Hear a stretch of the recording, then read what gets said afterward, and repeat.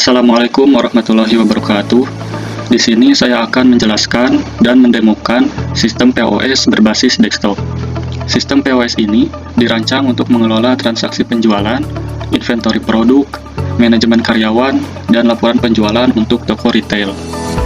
Aplikasi ini di-develop dengan menggunakan atau dengan menerapkan konsep OOP seperti inheritance, polymorphism, encapsulation, abstraction, dan lain-lain. Untuk bagian backend-nya menggunakan Java, GUI-nya menggunakan Java Swing, dan untuk database-nya menggunakan MySQL dengan dihubungkan menggunakan JDBC. Di sini ada struktur folder DAO atau kepanjangan dari Data Access Object. Apa itu? Ini adalah kelas yang mengurus komunikasi dengan database. Kegunaannya itu untuk CRUD operation, query database, mapping data dari database ke model, isolasi logic database. Kemudian ada folder model. Folder model ini adalah kelas yang merepresentasikan data atau entitas dari database.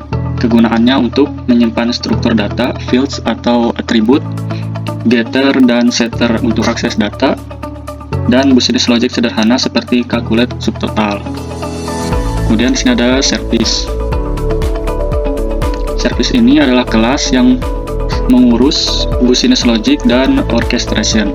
Kegunaannya itu untuk business rules dan validasi kompleks, koordinasi antar DAO, transaction management, dan reusable business operation. Kemudian di sini ada folder util atau kepanjangan dari utility, yaitu kelas yang berisi helper function atau tools yang dipakai berulang. Kegunaannya untuk format data, validasi input, database connection, export atau import function, dan reusable common function. Kemudian di sini ada folder view. Folder view ini adalah kelas untuk user interface atau GUI. Kegunaannya untuk menampilkan data ke user, menerima input dari user, event handling, button klik, dan lain-lain, memanggil service atau DAO untuk proses data. Kemudian di sini ada .java adalah main class atau kelas utama yang menjadi entry point dari aplikasi POS system. Di sini ada database SQL yang berisi perintah SQL untuk membuat database bernama POS system, membuat tabel bernama users, kategoris, dan lain-lain. Oke, langsung saja di sini kita mulai proses demo aplikasinya. Di sini halaman pertama ada login, di mana user atau pengguna nanti akan dimintai username dan password. Di sini terdapat beberapa validasi sebelum pengguna bisa melakukan login. Yang pertama, ada info username dan password harus diisi. Kemudian kita coba isi. Jika pengguna memasukkan input yang salah, maka akan muncul username atau password salah, login error.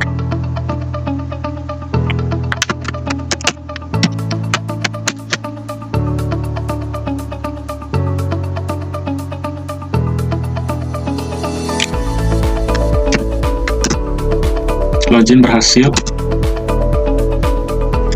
Nah, ini adalah halaman dashboard dari POS system. Di sini terlihat yang login adalah administrator. Kemudian di paling atas di sini ada dashboard analitik, di mana berisi card atau kotak yang memuat informasi mengenai total penjualan hari ini, transaksi hari ini, total produk, stok menipis. Hal ini bertujuan untuk memberikan kemudahan input data yang cepat dan juga berguna untuk pengguna yang login. Yang pertama di sini ada transaksi, khususnya akan dikerjakan oleh kasir, namun admin juga dapat mengoperasikannya. Di sini nanti pengguna dimintai input produk berdasarkan kode produk. Misalkan kita masukkan PRD001, klik cari, maka akan muncul produk yang sesuai dengan kode produk tersebut. Jumlahnya di sini kita bisa tambahkan, misalnya 3, tambah ke keranjang. Jadi keranjang belanja ini fungsinya untuk melakukan bisa melakukan banyak produk dalam satu transaksi. Ini di sini kita coba tambah lagi, cari, tambah keranjang, maka akan muncul dua produk. Dan di bagian kanan di sini ada penghitungan otomatis, yaitu subtotalnya jadi 16.000. Totalnya 16.000. Metode pembayarannya di sini ada cash, debit card, credit card, e-wallet. Kita pilih cash. Langsung di sini pengguna bisa menginputkan harga pembayarannya, misalnya di sini 17.000. Maka akan otomatis menghitung kembalian 1.000. Langsung proses. Maka akan muncul pesan sukses, transaksi berhasil, berikut kodenya, kembaliannya 1.000. Oke. Kemudian di sini nanti akan dimintai pertanyaan apakah akan mencetak struk transaksi atau tidak. Di sini kita coba yes.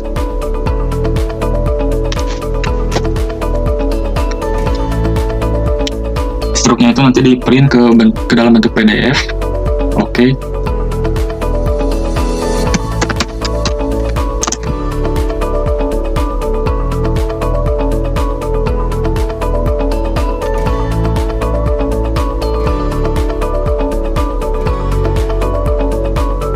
Nah, ini adalah tampilan struknya yang sudah dicetak, memuat informasi toko atau identitas tokonya, toko sejahtera di sini misalnya.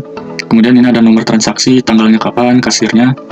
Kemudian ada produknya, goreng, jumlahnya 3 dikali harganya 3.000 jadi 9.000, baterai jumlahnya 1 dikali harga 1.000 jadi 7.000, subtotal 16.000, total 16.000, bayar 13.000, kembalian 1.000. Metode pembayarannya cash.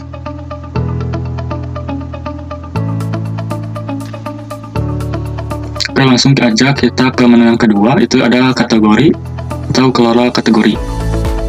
Di sini fungsi dari fitur kelola kategori adalah untuk mengkategorikan atau mengelompokkan produk yang ada di dalam toko. Di sini ada form kategori, akan diminta input nama kategorinya dan juga deskripsinya. Ini kita coba input.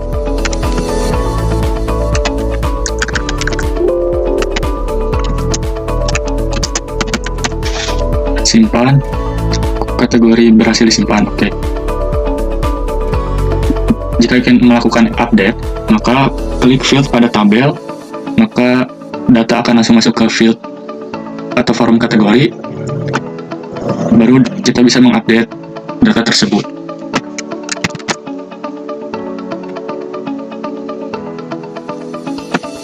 Begitu juga untuk hapus, klik pada fieldnya, langsung klik hapus, akan muncul form konfirmasi atau pesan konfirmasi. Yakin ingin menghapus kategori ini, klik yes, kategori berhasil dihapus. Kemudian menu yang selanjutnya itu ada produk, kelola produk. Fitur ini digunakan untuk menyimpan produk yang akan dijual. Di sebelah kiri ada form produk yang akan diminta input kode produk, nama produk, kategori berdasarkan kategori yang sudah di-input sebelumnya. Kemudian ada harga beli, harga jual, stok, minimum stok, deskripsi. Untuk fungsi CORD-nya sama seperti pada menu kelola kategori, cuman di bagian kelola produk ini yang membedakan adalah dalam daftar produk terdapat fitur pencarian secara real time berdasarkan nama produknya. Di sini kita coba misalnya cari aqua, maka akan muncul aqua saja, dihapus, refresh. Di sini kemudian selanjutnya ada menu kelola user. Di sebelah kiri ada form user, fieldnya username, password, nama lengkap, role-nya ditentukan ada 2 dalam sistem ini, yaitu admin dan kasir. Emailnya, nomor HP, ada status aktif dan non-aktif. Jadi fitur ini bisa digunakan untuk menonaktifkan salah satu kasir oleh admin. Kita coba update, user berhasil di-update, kasir 1 status nonaktif. Jadi nanti kasir ini atau kasir 1 ini tidak bisa melakukan login ke dalam sistem. Kita coba kita aktifkan lagi, update, bisa berhasil di-update, statusnya aktif. Kemudian menu selanjutnya ada laporan dan ekspor, laporan dan analisis. Di sini terdapat beberapa jenis laporan, yaitu ada laporan penjualan, ada laporan produk, kinerja kasir, laporan stok. Untuk laporan penjualan, di sini ada filter tanggal, dari, dan juga sampai. Jika kita ingin melihat data laporan, kita tentukan dulu tanggal berapa sampai berapanya. kemudian klik generate laporan.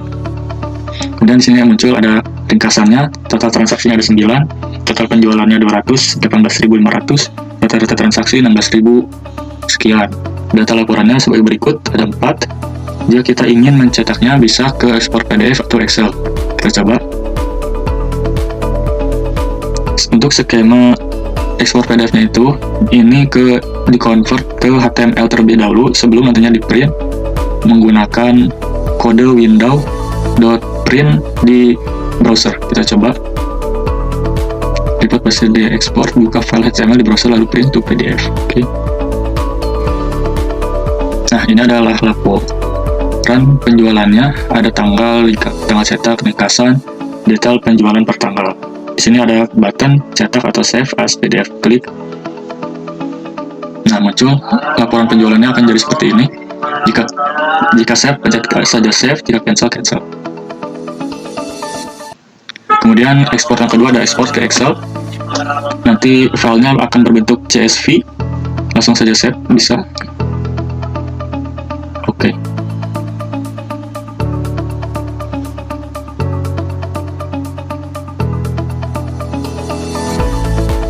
Ini bentuk laporan penjualan ke Excel. Close. Untuk laporan yang kedua ada laporan produk, di mana periodenya ini ditentukan untuk hanya bulan ini saja, generate, kemudian bisa ekspor PDF dan juga ke Excel. Selanjutnya juga ada kinerja kasir, sama periodenya ditentukan hanya untuk bulan ini, generate, langsung ekspor ke Excel.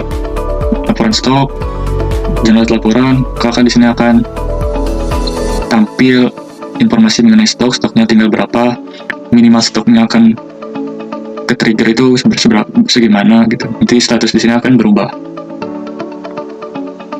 Ekspornya hanya ke Excel saja. Kemudian menu yang selanjutnya ada pengaturan. Di sini pengaturan sistem digunakan untuk memberikan pengaturan kepada tokonya yang menggunakan aplikasi. Bisa menyetel nama toko, alamat lengkapnya, nomor teleponnya, emailnya, tagline atau moto, footer, stroke. Jadi nanti informasi toko ini akan tampil di stroke setelah melakukan transaksi. Kemudian di sini ada pengaturan diskon, namun ini bisa aktifkan fitur diskon defaultnya mau berapa persen, diskon member, ada diskon maksimal diskonnya berapa. Namun fitur diskon ini masih dalam tahap pengembangan. Di sini di atas ada tombol logout, kemudian ketika diklik maka akan muncul pesan konfirmasi apakah Anda yakin ingin logout, klik yes.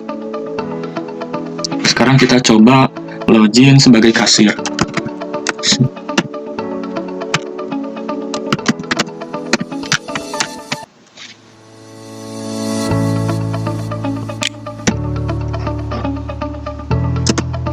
Login berhasil, oke. Untuk kasirnya itu, jadi di sini saya menerapkan fitur yang namanya authorization atau otorisasi. Jadi otorisasi pengguna itu dipisahkan berdasarkan role-nya. Untuk